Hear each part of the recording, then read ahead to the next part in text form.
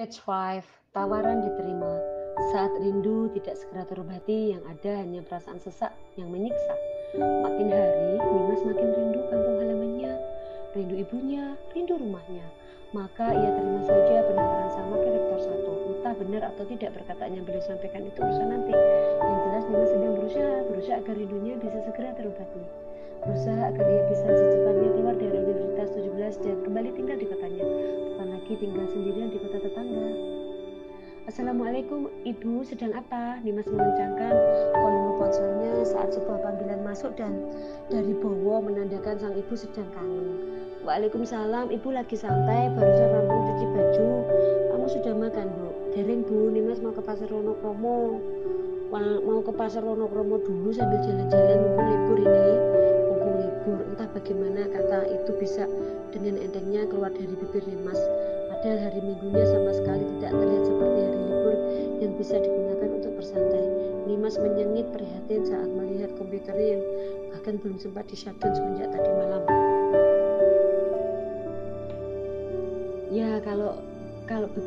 Ya begitu kalau libur itu dibuat seneng-seneng. Jangan mikir kerja terus, Bu. Kasihan kepalamu nanti bisa pecah. Ini sampun retak sedikit, Bu. Setelahnya suara talakas Bu Wastuti yang terdengar melalui sambungan telepon memenuhi ruang kosong di kamar kosan Nimas. Bahwa lagi di situ, Bu. Tidak, tadi di sini tapi langsung pergi, ada urusan di kantor desa katanya. Oh gitu, Bu. Nimas yang tadinya sudah bangun dan hendak membasuh wajah kembali merebahkan diri di atas spring bed coklatnya. Suara Bu Wastuti terlampau nyaman sehingga mampu mengurungkan niat Nimas untuk cuci muka. Ibu, Nimas mau minta saran Ibu dong. Jadi gini, kampus Nimas itu kan akan melaksanakan proyek besar, temanya tentang bagaimana cara kita mempertahankan adik gitu loh, Bu. Lalu siapapun boleh melakukan penelitian dan siapapun yang penelitiannya diterima tidak akan dapat imbalan dari universitas. Nimas menjeda kalimatnya dan menunggu bangkit dari tempat tidur. Terus seperti itu sejak pagi, berbaring lalu tidur lagi, lalu berbaring lagi. Sejujurnya Nimas tidak terlalu pengen ikut penelitian, tapi tadi Bu Wakil Rektor datang, beliau bilang ingin membimbing Nimas dalam penelitian ini. Menurut Ibu, Nimas lebih baik ikut atau tidak? Kali ini berapa lama? 3 bulan cukup. Kalau fokus di penelitian saja sepertinya 1-2 bulan cukup. Lalu pekerjaan kamu yang lain, itu dia Bu, kalian yang lain masih banyak, belum lagi ini masih seminar. Kalau jurusan Nimas ada seminar, pasti Nimas lagi-lagi yang diminta dijadikan moderator. Tapi satu hal yang membuat Nimas ingin penelitian yaitu imbalan. Tadi Bu Warik bilang kalau penelitian Nimas tidak sukses, universitas akan beri imbalan apapun yang Nimas mau. Kamu mau apa, Dok? Nimas mau resign. Perasaan senang sekaligus sedih menyeruak hati Bu Wastuti. Beberapa bulan terakhir, Nimas lebih tertarik membahas segala sesuatu tentang mutasi, resign, dan berhenti dari pekerjaan. Bu Wastuti senang jika Nimas bisa mutasi dari universitasnya jadi universitas ke universitas di Solo saja. Nah, tapi hal itu membuka satu fakta yang tidak bisa dihindari, yaitu kenyataan bahwa putrinya itu mengalami berbagai hal yang tidak mudah dalam pekerjaannya, sampai-sampai mau berhenti. Persetan dengan pasar Wonokromo dan berbagai menu sarapan paginya. Lagi-lagi Nimas hanya bisa menyentuh dahangan dan semangkok mie instan untuk sarapan pagi. Nimas harus sedikit lebih perhatian pada menu yang sedang menemani itu. Oke, tas, dompet, HP, flashdisk, payung. Nimas mengabsen satu persatu barang bawaannya. Setelah mengakhiri telepon dengan sang ibu, Bu Nurwati, Wakil Rektor kembali menghubunginya meminta Nimas segera memberi jawaban yang heran. Kok kayaknya aku belum minta? Iya, Bu Nurwati menawarinya, namun Nimas yang rasanya seperti berutang pada wakil rektor tersebut. Dikaki-kaki jawabannya sejak semalam, hingga pada akhirnya Bu Nurwati meminta Nimas menemuinya di salah satu kafe dekat tempat kosnya. Tak jauh, hanya sekitar 10 menit jika jalan kaki. Jadi Nimas banting setir dari rencana jalan-jalan pasar ke pasar berubah jadi jalan-jalan menjemput pekerjaan. Surya Cafe, tempat andalan para mahasiswa untuk sekedar berkumpul dan bercanda, sampai tempat andalan untuk menggelar rapat kepanitiaan. Tempatnya sejuk dengan dominasi pohon palem dan menu unik bertema alam yang tidak sempat para mahasiswa datang ke sana. Di sana Nimas melihat seorang perempuan yang akan ditemuinya sedang duduk di bangku paling pojok dengan laptop yang menyala.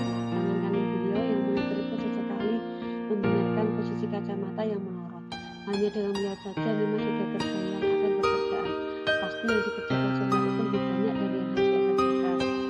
Beginilah keseharian tidak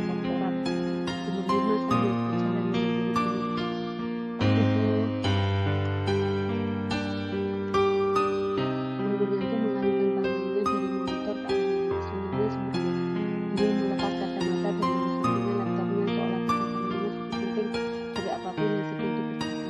Pagi Mbak, jalan hati. Iya, kebetulan waktu itu dekat dengan tempat kos saya. Oh, kebetulan sekali. Dimas mengangguk dan menarik kursinya, kemudian duduk dan di depannya sudah ada segelas teh matcha yang saya dewi. Begitu juga saya baru saja dimakan. Mau pesan yang lain? Oh enggak Bu, ini tidak apa-apa. Mungkin Dimas harus belajar mengontrol lidahnya. Jika tidak kalimat sarkasme yang akan keluar, apalagi di kondisi yang sedikit tidak ya suka begini. Jadi bagaimana Mbak? Tidak memikirkan tawaran saya.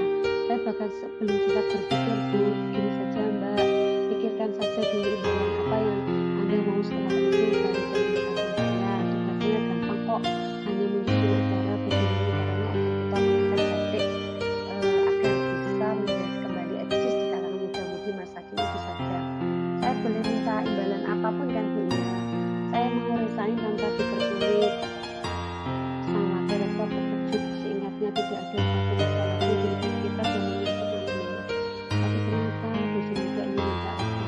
Memang ada beberapa surat pengunduran yang belum sempat beliau periksa, tapi sama sekali tak terpikirkan kalau Dimas ada milik Dimas ada di antaranya. Tunggu, sebenarnya saya sudah mengajukan surat pengunduran diri sejak 3 bulan yang lalu Bu, tapi sampai sekarang belum ada kejelasan. Kalau memang dengan cara ini bisa memperlancar proses resign saya, maka saya bersedia. Bu Nuryanti makin kaget dibuatnya. Seperti yang sudah beliau katakan, Dimas adalah salah satu golden ticket universitas, tidak mungkin dilepas begitu saja.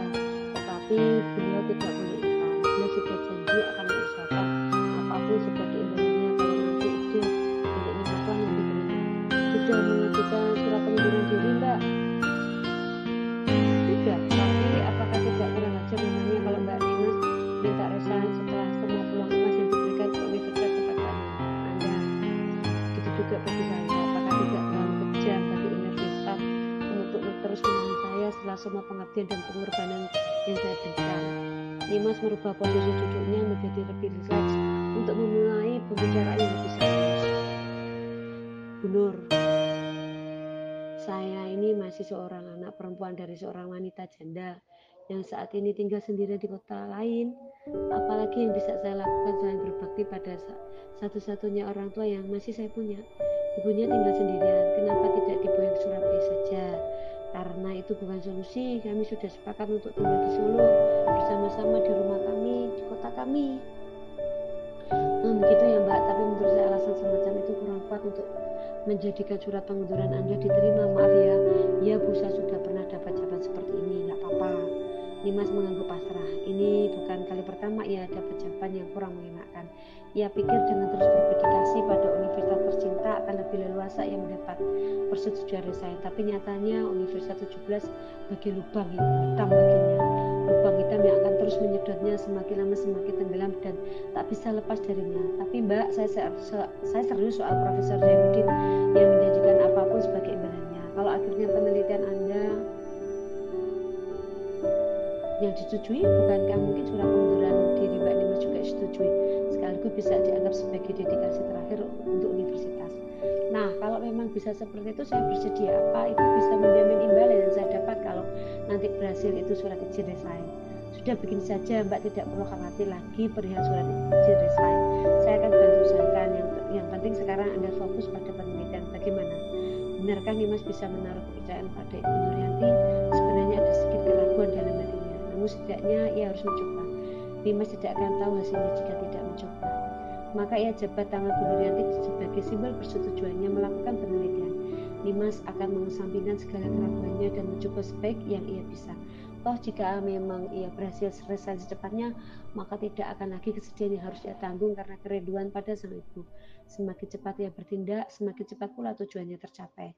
Semakin dekat pula ia dengan pulang kampungnya, kampung halamannya. Sekali lagi, Dimas hanyalah seorang anak perempuan yang merindukan kampung halamannya.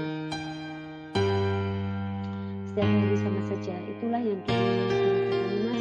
Tak ada hari-hari yang menjadi spesial. Hari libur pun terasa sama saja. Harinya ia habiskan untuk bekerja, mengajar mahasiswa, merevisi dan memberikan bimbingan skripsi, menelpon sang ibu barang sebentar di sela-sela kesibukannya, dan berakhir ketiduran di atas meja komputernya. Bahkan Dimas tidak sempat melakukan ritual seperti itu, seperti dengan piyama tidur yang Dimas agak ketiduran di atas meja komputer dengan posisi yang lama sangat tidak nyaman. Kepala menekuk dan tangannya belum lepas dari keyboard komputer. Jadi tentu saja pemandangan pertama saat dia terpeluk adalah seluruh huruf yang berbaris rapi di layar monitor. Akan sangat beruntung jika Dimas bisa tidur di bawah jam 1 malam karena begadang sampai hampir subuh sepertinya belum cukup untuk menyelesaikan semua pekerjaan. Sesekali ia mengeluh protes kenapa di dunia ini hanya ada waktu 24 jam sehari. Good morning, sapa Pak Abdul yang baru saja datang pada Dimas. Dari kota itu biasanya menyapa setiap orang sesekali. Katanya agar bisa memberikan positif vibe. Padahal jika hari sudah mulai terbit, Pak Abdul sendirilah yang paling banyak mengeluh membuat suasana kerja wah seperti berantakan. Pagi Pak Abdul. Dijawab good morning juga toh Mbak, biar dulu saya juga pengen ngomong les bahasa Inggris seperti mahasiswanya Mbak Dimas. Pak Abdul mau jadi mahasiswa saya. Nggak mungkin Mbak Dimas itu tidak konsisten dalam menyapa kalau kata anak-anak semangatnya lunjur alias kaju lintas jurusan. Kalau bukan Pak Profesor yang minta ya saya tidak akan jadi kaju lunjur Pak. Lalu jadi apa Mbak? Saya mau jadi dosen biasa aja. Biasanya pagi mengajar, malamnya istirahat. Pak Abdul meletakkan penjinjingnya di meja Dimas, bersiap memulai pembicaraan yang serius. Wah, tidak bisa. Kemudian Mbak Dimas itu berkebutuhannya universitas. Jadi nggak mungkin Pak Profesor itu membiarkan Mbak Dimas jadi dosen biasa-biasa aja. Capek Pak? Memangnya Pak Abdul itu tidak capek gitu kerjaan terus. Ya capek, tapi mau bagaimana lagi? Sudah kewajibannya begini. Biarpun begini saya ini kepala rumah tangga yang bertanggung jawab, jadi nggak apa-apa saya rela sedikit lebih ngoyo agar keluarga di rumah lebih makmur. Dan satu hal lagi Mbak, saya tidak ingin sambat atau memperlihatkan perjuangan saya di tempat kerja pada keluarga di rumah. Biarlah mereka tahu senang-senangnya aja. Dimas fokus pada kalimat saya tidak ingin ada setiap hari orang yang paling benci itu Pak Abdul mengeluh soal pekerjaan seperti sudah jadi rutinitasnya. Maka Dimas memandanginya dengan tatapan mata penuh ketidakpercayaan. Loh, nggak percaya Mbak? Bener kok saya tidak nyambat di rumah. Kenapa? Karena saya sudah capek nyambat di sini, jadi yang sabar ya Mbak. Dengarkan sambatan saya agar keluarga saya di rumah tidak menjadi beban sambatan juga. Dimas menjadi kreatif. Kayaknya saya memang harus ketemu saya Pak. Loh jangan. Dimas menyalakan komputernya, bersiap mengalami materi yang akan ia gunakan untuk mengajar di jam pulang kedua ini. Oh iya Pak Abdul. Pak Abdul ada hubungannya sama saya mirip nama Clara. Kalau Mbak Dimas menyebut. Dimas tertawa. Dimas selalu menyenangkan menggoda bapak dua anak ini. Pak Abdul.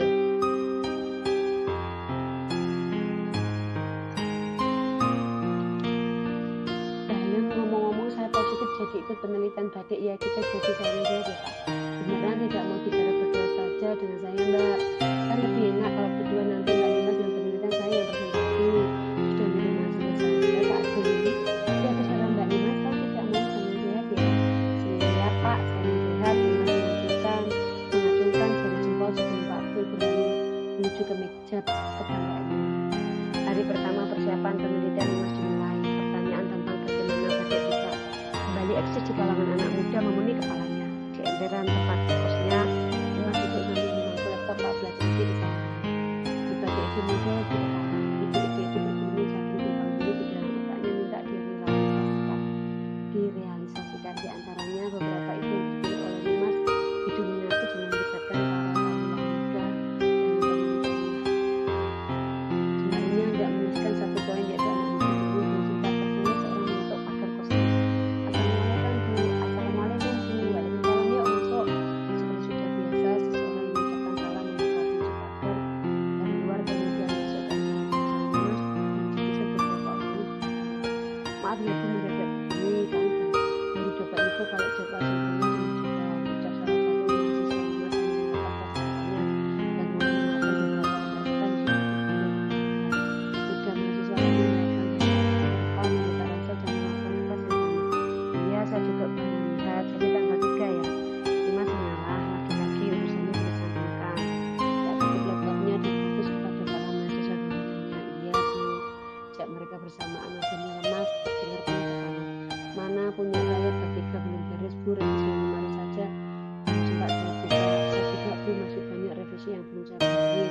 Tanggalnya maju jauh banget, dari tanggal 21 ke tanggal 3, nggak ngerti lagi, pusing. Bukan hanya dosen, sepertinya para mahasiswa ini juga kepayahan menyelesaikan tugas dari universitas. Memang benar, mau dia seorang mahasiswa maupun dosen, semuanya punya kesibukan masing-masing. Setiap manusia punya kesibukan sendiri. Maka akan lebih indah jika setiap manusia bersedia saling membantu agar segala beban di dunia ini bisa sedikit berkurang. Ya sudah, yuk seperti biasa gantian satu persatu ke sini. Seperti biasa juga Nima selalu melayani para mahasiswa bimbingannya dengan tulus, mengecek satu persatu kata yang tertuju di nomor skripsi mereka, memberi tanda pada tiap kata dan ejaan yang tidak sesuai, menjelaskan kembali mana yang harus mereka perbaiki, dibenahi lagi, direvisi lagi, dan begitu seterusnya. Sesi bimbingan dadakan itu ternyata memakan waktu yang cukup lama, dari pagi sampai sekarang matahari mulai redup dan keempat mahasiswanya juga sudah terlihat lemas kehabisan energi. Kalian lapar? Satu kalimat tanya dari Nimas jadi dianukan heboh penuh semangat dari keempatnya. Harap maklum mereka adalah 9 mahasiswa kelaparan sedang berjuang lulusan. Mau makan dulu? Mau banget Bu, jujur saya sudah lapar dari tadi, tapi sungkan mau bilang. Terletuk salah seorang mahasiswa yang paling bungsu di antara mereka berempat. Alah si Aldo mah lapar tiap saat pakai acara sungkan-sungkan segala. Itu si Siska juga sebenarnya lapar ya kan sis, tapi dia malu-malu. Jujur lapar juga kan, dari tadi perutnya bunyi kruyuk-kruyuk gitu kedengeran. Si gadis yang ditunjuk oleh Aldo hanya mengangguk pasrah. Susah payah ia juga jaga image di depan dosennya ini, tapi malah dengar dengan enteng dibongkar oleh si bocahku kan. Tak mereka pecah karena begitu saat mereka lapar. Nima suka kesopanan dan kepolosan mereka. Tadi menyinggung soal makanan sebelum sendiri membantu. Sudah, jadi order aja ya, terserah kalian makan apa, it is on me. Ibu, terima kasih Bu, baik sekali. Nimas mengangguk, kemudian menyerahkan ponselnya. Pakai handphone saya saja, pesan lewat sini ya. Ya Bu, terima kasih lagi. Setelah saatnya Nimas berkamar mandi sedikit membasuh muka agar wajahnya tidak busuk di depan anak-anak. Tibanya dari kamar mandi, anak-anak sudah siap dengan masing-masing sekotak angin geprek dan cup es teh manis. Ini buat saya. Nimas menunjuk satu porsi lagi diletakkan di samping laptopnya. Iya, kita makan sama-sama ya Bu. Oke. Entah karena mereka sangat lapar atau karena mereka tahu agar tak ada yang satupun yang bersuara saat makan. Semuanya fokus mentransfer makanan ke laptop masing-masing.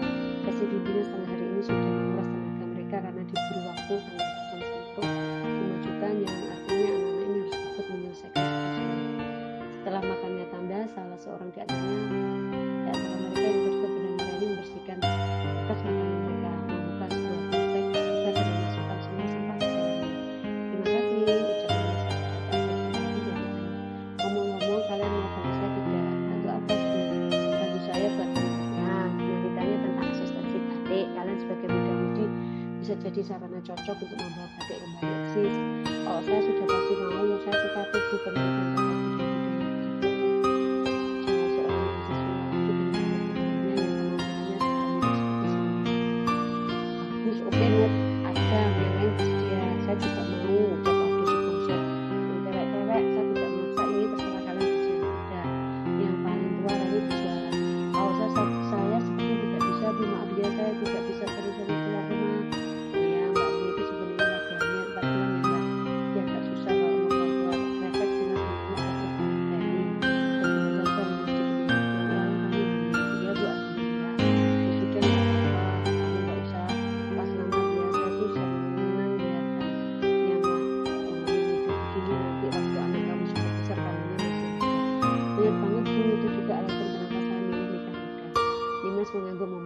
kemudian matanya menuju ke arah Siska, satu-satunya yang belum pilihan.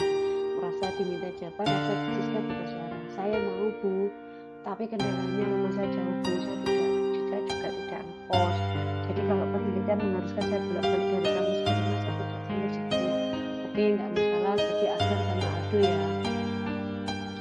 Yang disebut namanya mengangguk antusias, mereka semua bisa mengambil sama-sama membutuhkan. Sih, besok saja kita mulai penelitiannya. Setelah selesai kelas besok tolong mampir ke sekitar ruangan saya ya. Ruang ibu itu yang di gedung